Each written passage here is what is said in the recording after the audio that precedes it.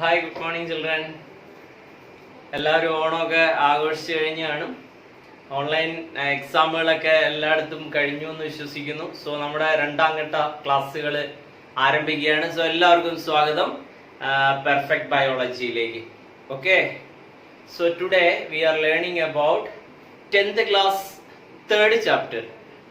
10th class biology 3rd chapter. Okay, so welcome once again. Chemical messages for homeostasis. This is our chapter. നമ്മുടെ 10th ക്ലാസ്സിലെ മൂന്നാമത്തെ biology chapter ആണ് chemical messages for homeostasis. നമുക്കറിയാം, സാധാരണഗതിയിൽ ബോഡിയിൽ മെസ്സേജുകളെല്ലാം transfer ആവുന്നുണ്ട്. ഒരുപാട് മെസ്സേജുകൾ ട്രാൻസ്ഫർ ആവുന്നുണ്ട്. That all messages are transferred through help of hormones. ഹോർമോണുകൾ എന്ന് പറയുന്ന ആ കെമിക്കൽ സബ്സ്റ്റൻസുകൾ വഴിയാണ് മിക്കവാറും എല്ലാ മെസ്സേജുകളും നമ്മുടെ ബോഡിയിൽ ട്രാൻസ്ഫർ ആവുന്നത്. ഈ ഹോർമോണുകളെ പ്രൊഡ്യൂസ് ചെയ്യുന്ന ഗ്ലാൻഡുകളാണ് എൻഡോക്രൈൻ ഗ്ലാൻഡുകൾ എന്ന് പറയുന്നത്. Endocrine glands produce hormones. അത് കൃത്യമായ ടാർഗറ്റ് സൈറ്റുകളുണ്ട്. ആ ടാർഗറ്റ് സൈറ്റുകളിലേക്ക് ഇത് പ്രൊഡ്യൂസ് ചെയ്യും.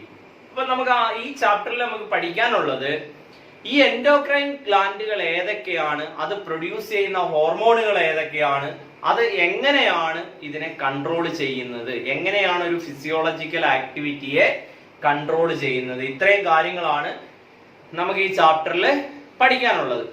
അതിന്റെ ഡെഫിഷ്യൻസി കൊണ്ടുണ്ടാകുന്ന ഡിസീസുകൾ, അത് കൂടുതലാകുമ്പോൾ ഉണ്ടാകുന്ന ഡിസീസുകൾ, ഇതൊക്കെ അതിനകത്ത് വരുന്നതാണ്. ഓക്കെ, സോ നമുക്ക് ആദ്യം തന്നെ ഗ്ലാൻഡിലോട്ട് തന്നെ പോവാം. ഫസ്റ്റ് ഗ്ലാൻഡ് നമുക്ക് പഠിക്കാനുള്ളത്, നമുക്ക് ഇമ്പോർട്ടന്റ് ആയിട്ടുള്ള ഗ്ലാൻഡ് തന്നെ പഠിക്കാം. Pancreas is one of the important gland in the human body. Pancreas. പാൻക്രിയാസിന്റെ ഒരു പ്രത്യേകത നിങ്ങൾക്കറിയാം, it is attached with liver അല്ലേ.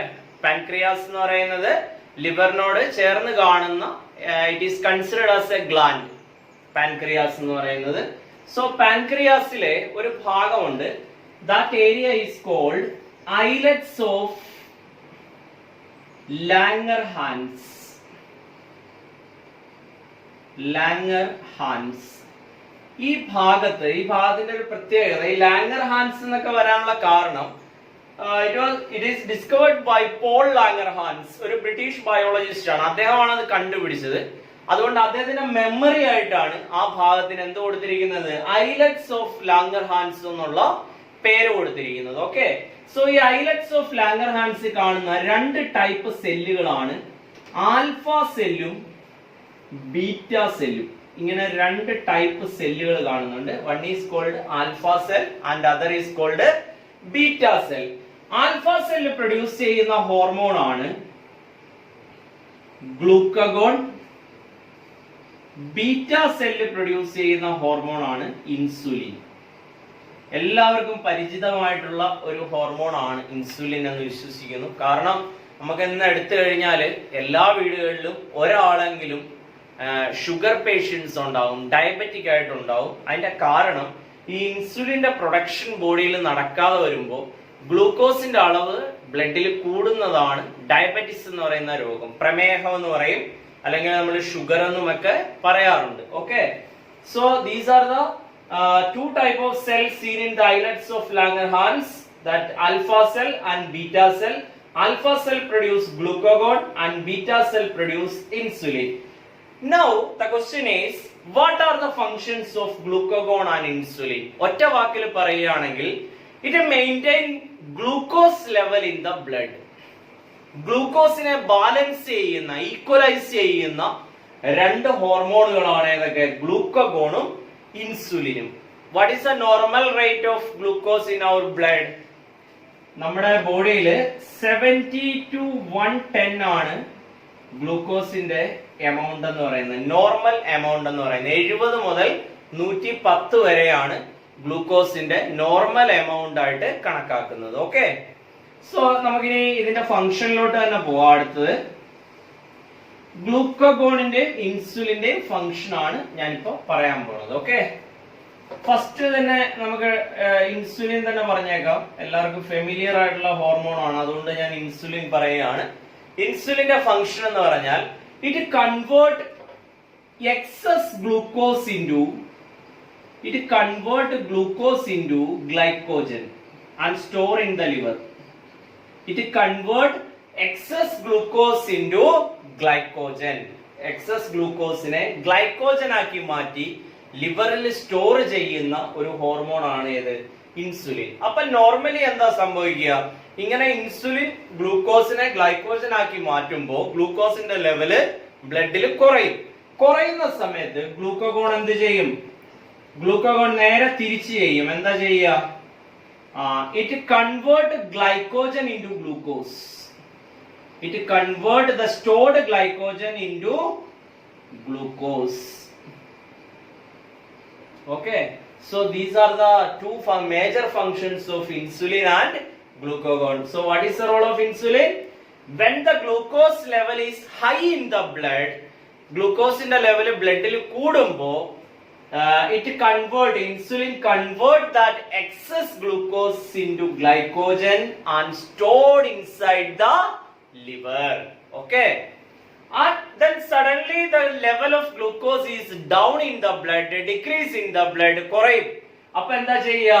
Suddenly glucagon convert the stored glycogen into glucose. Store ചെയ്തിരിക്കുന്ന ഗ്ലൈക്കോജനെ എന്താക്കി കൺവേർട്ട് ചെയ്യും? ഗ്ലൂക്കോസ് ആയിട്ട് കൺവേർട്ട് ചെയ്യും. So this cycle will continue like this way. ഇതൊരു സൈക്കിൾ ആണ്. ദിസ് എ സൈക്ലിക് പ്രോസസ് അല്ലെ? ഇങ്ങനെ സൈക്ലിക് ആയിട്ട് ഇത് നടക്കുമ്പോ that two hormones balancing the level of glucose in the blood, so that these two hormones are very very important and examination view ilum idu valare important aanu. How the glucose level is maintained inside the blood, question ചോദിക്കാം. അതുപോലെ തന്നെ ഇത് നിങ്ങൾക്ക് ഒരു എന്താ പറയണ്ട cycle പോലെ തന്നിട്ട് ഗ്യാപ്പ് ഇങ്ങനെ ഫില്ല് ചെയ്യാൻ പറഞ്ഞ് ചോദിക്കാം. പല രീതിയിലും ഈ question വരാവുന്നതാണ്. So the normal amount of glucose is what?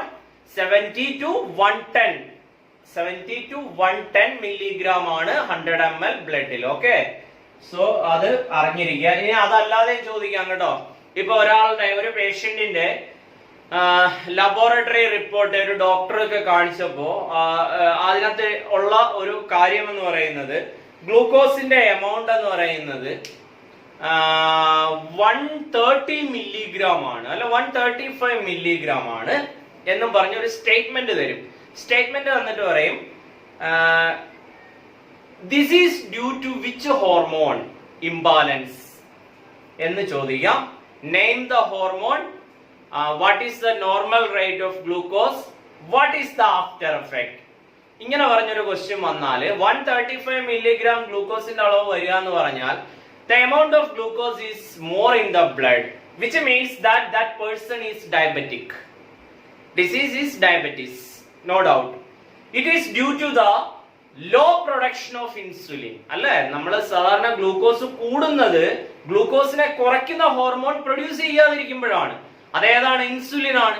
So the name of the hormone is insulin. It is insulin related problem because insulin is not produced in his body. That is why that excess glucose is not converted into glycogen. It is due to that person is diabetic. Okay, so this way also you have to expect some question from this area. Okay, I hope you understood this. We will go to the next one. The second one means another important hormone. Actually this hormone is related with emergency purpose. So I am writing the gland here, adrenal gland. Adrenal gland എന്ന് പറഞ്ഞാൽ this gland is located in the kidney. Okay, it is seen above the kidney, adrenal gland, so that it produce 4 hormones. That is a major criteria. See here, adrenaline, noradrenaline,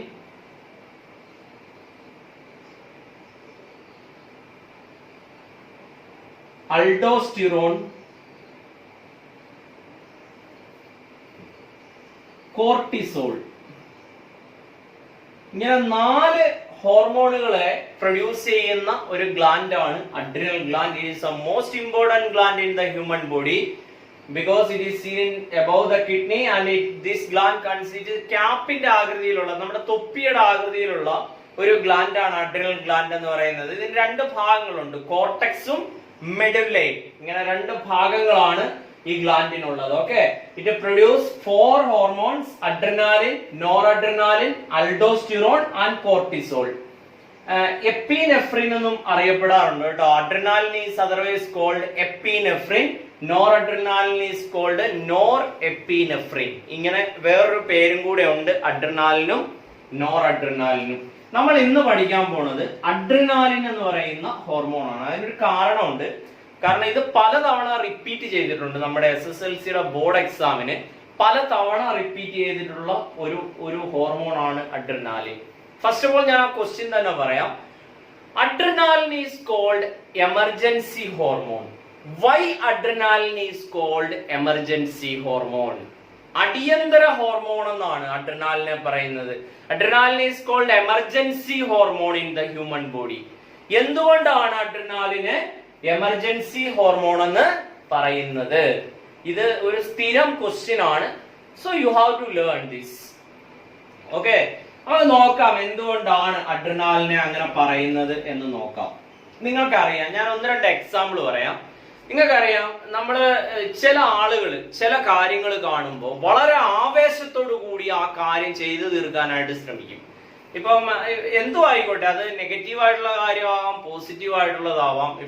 ഇപ്പൊ suppose ഒരു accident നടന്നു അല്ലെ, ഒരു accident റോഡിൽ നടന്നു, ഒരുപാട് പേര് അതിലും വഴി പോകുന്നുണ്ടാവും. പക്ഷെ എല്ലാരും ഒന്നും ചിലപ്പോൾ ആ ഭാഗത്തേക്ക് നോക്കില്ല.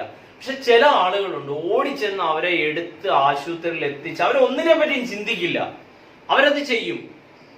അങ്ങനെയുള്ള ആളുകളിലൊക്കെ ആ സമയത്ത്, അതൊരു എമർജൻസി സിറ്റുവേഷൻ ആണ്, ആ സമയത്ത് അഡ്രിനാലിന്റെ പ്രൊഡക്ഷൻ ഇൻക്രീസ് ചെയ്യും. ഇപ്പൊ നമുക്ക് റീസെന്റ് ആയിട്ട് നമുക്കറിയാം, കരിപ്പൂര് വിമാന ദുരന്തം നടന്നു അല്ലെ. ആ സമയത്ത് സ്വാഭാവികമായിട്ടും വേണമെങ്കിൽ അവർക്ക് മാറി നിൽക്കാമായിരുന്നു. കോവിഡ് ആണ് അല്ലെങ്കിൽ അങ്ങനെയുള്ള കാര്യമൊക്കെ പറഞ്ഞ് അവർക്ക് ചെയ്യാം. ഒരുപാട് പേര് അങ്ങനെ ചെയ്യുകയും ചെയ്യും.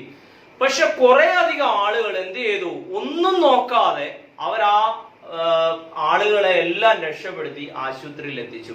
ഇതൊക്കെ എന്ന് പറഞ്ഞാൽ നാച്ചുറൽ ആയിട്ടുള്ള ഒരു പ്രോസസ് ആണ്.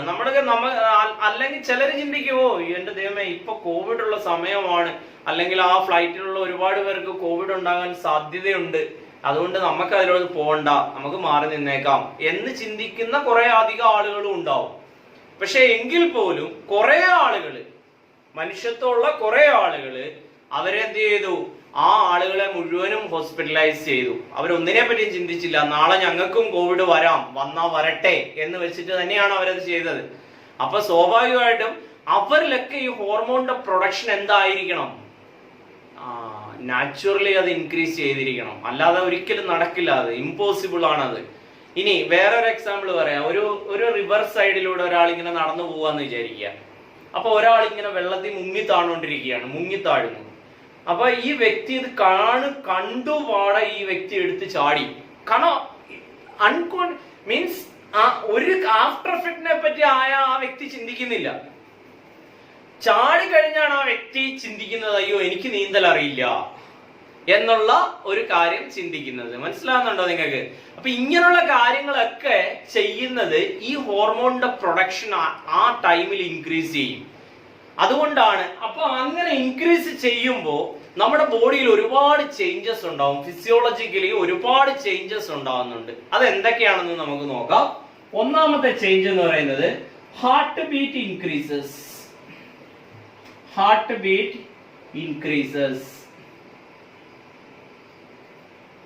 BP, blood pressure increases. Blood flow to the hand and leg increases.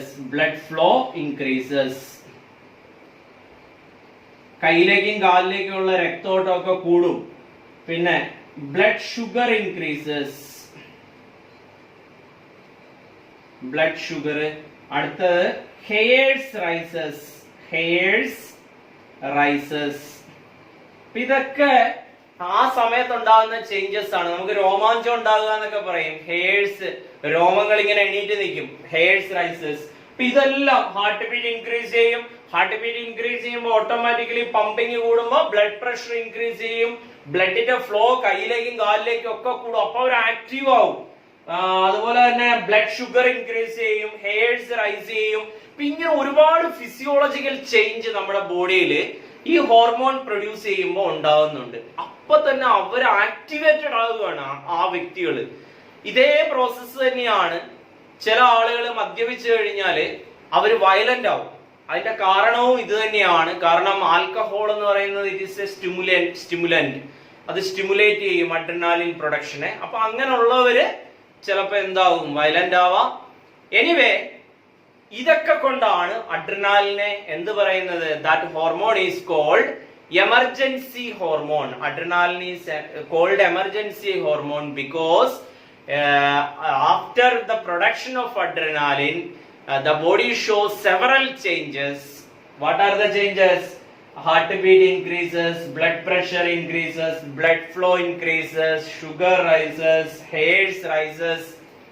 So many changes are there. For what purpose? For overcome the emergency situation. ആ ഒരു എമർജൻസി സിറ്റുവേഷനെ തരണം ചെയ്യാനായിട്ട് നമ്മുടെ ബോഡിയെ അത് എന്ത് ചെയ്യുന്നു, ആക്ടിവേറ്റഡ് ആക്കുന്നു. So that this hormone is called emergency hormone. അതുകൊണ്ടാണ് അഡ്രിനാലിനെ എന്ത് പറയുന്നത്, എമർജൻസി ഹോർമോൺ എന്ന് പറയുന്നത്. അപ്പൊ നമ്മൾ ഇന്ന് 2 ഹോർമോണുകളാണ്, മെയിൻ 3 ഹോർമോണുകളാണ് പഠിച്ചത്. One is the gland pancreas and other is adrenal gland. One hormone we learned today, adrenaline. So നമ്മൾ ഇന്ന് പഠിച്ചത് രണ്ടും എക്സാമിനേഷൻ വ്യൂവിൽ വളരെ വളരെ ഇമ്പോർട്ടന്റ് ആയിട്ടുള്ള കണ്ടന്റുകളാണ്. Balance you will see in the next class. By.